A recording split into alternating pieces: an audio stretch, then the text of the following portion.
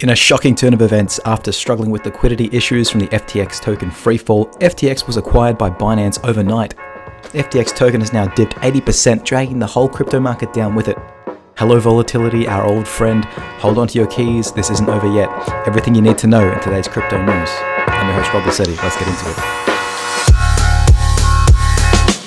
Binance CEO CZ has announced Tuesday that his company has tentatively agreed to acquire competitor FTX for an undisclosed amount. They have the discretion to pull out of the deal at any time, and CZ says that it could take some time given the dynamic situation that's unfolding. The FTX token, FTT, will likely be highly volatile in the coming days as this situation plays out. Here's the tweet from CZ. This afternoon, FTX asked for our help. There is a significant liquidity crunch. To protect users, we signed a non-binding LOI intended to fully acquire FTX.com and help cover the liquidity crunch. We will be concluding a full DD in the coming days. As we covered yesterday, the FTX token was revealed to be highly illiquid, with most of the holdings being held in a few wallets and mostly controlled by FTX and associated business Alameda Holdings. When Binance chose to dump their portion and the revelations came out from CoinDesk, that was the iceberg moment for the ship that was FTX. FTT has crashed around 80% in the last 24 hours. I don't know about you guys, but this is giving me vivid reminders of the Luna crash earlier this year. If this situation plays out anywhere near the same as that one did, expect that this is likely to be a trigger event for a contagion that could spread to other crypto businesses. Expect volatility. We don't know how many crypto exchanges and staking firms could have been saved by FTX's CEO, Sam Bankman-Fried. Given his stance after the Luna 3AC collapse, it's likely that they were in a few pots. Have a look at this one. On the 19th of June, SBF said this after the 3AC collapse. I do feel like we have a responsibility to seriously consider stepping in, even if it is at a loss to ourselves, to stem contagion, he said. Even if we weren't the ones who caused it or weren't involved in it, I think that's healthy for the ecosystem.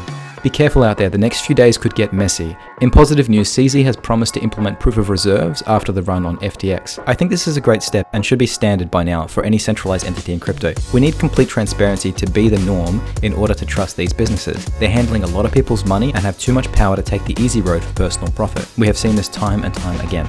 If you haven't already, hit the like button and subscribe for more daily crypto news content. Alameda responds to BitDAO allegation, proves 100 million BIT tokens are in holdings. I found this to be very impressive. BitDAO is a DAO that allocates its treasury to upcoming initiatives and projects, kind of like the fund where BIT token holders vote on policy to allocate money to projects. If you aren't caught up on what a DAO is, check out my explainer video over here. So the BitDAO community has been a little concerned after seeing FTX token drop 20% and now another 60%. Alameda purchased 100 million BIT tokens in November last year by swapping 3.36 million FTX tokens. They agreed to hold the BIT tokens until at least November 2024. Seeing the price dip caused a concern that Alameda might breach their agreement. According to BitDAO's partner relations lead, FTX's hot wallet showed fewer than 100 million BIT tokens. The price of BIT started to dip around 20% after this revelation. Fortunately, SBF has fulfilled BitDAO's request for proof of funds showing the transactions on Etherscan, and the issue has now been settled.